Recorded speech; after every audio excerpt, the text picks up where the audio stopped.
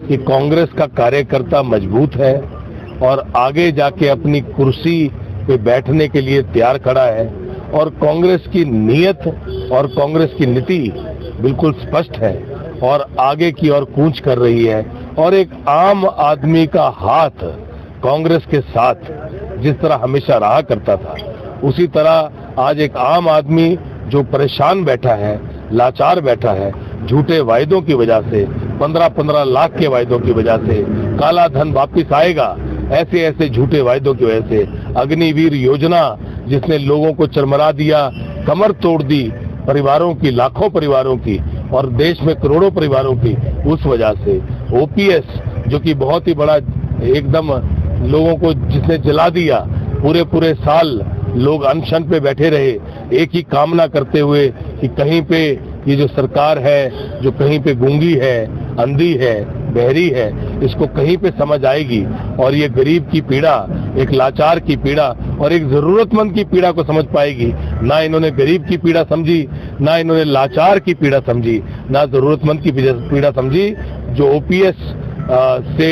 जो बिल्कुल ग्रहित, जो एकदम परेशान लोग थे, जो ग्रस्त लोग थे, उन लोगों को और बड़ी पीड़ा सहनी पड़ी कि उनकी मेहनत जो है वो बिल्कुल पानी में चली गई और इन्होंने उसके लिए मना कर दिया।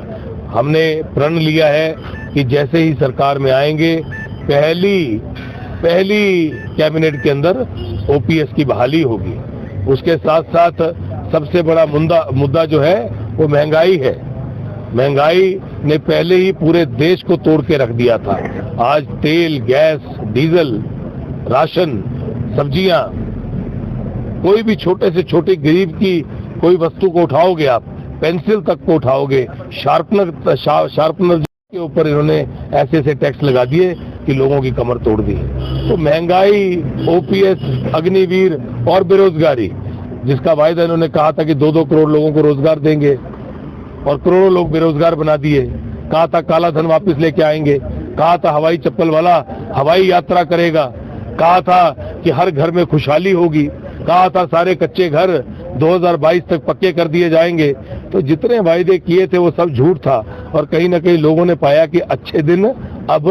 कभी भी इस तरह से नहीं आने वाले हैं। और अगर अच्छे दिन आए थे तो वो यूपीए सरकार में आए थे जब जीडीपी हाईएस्ट था और पूरी दुनिया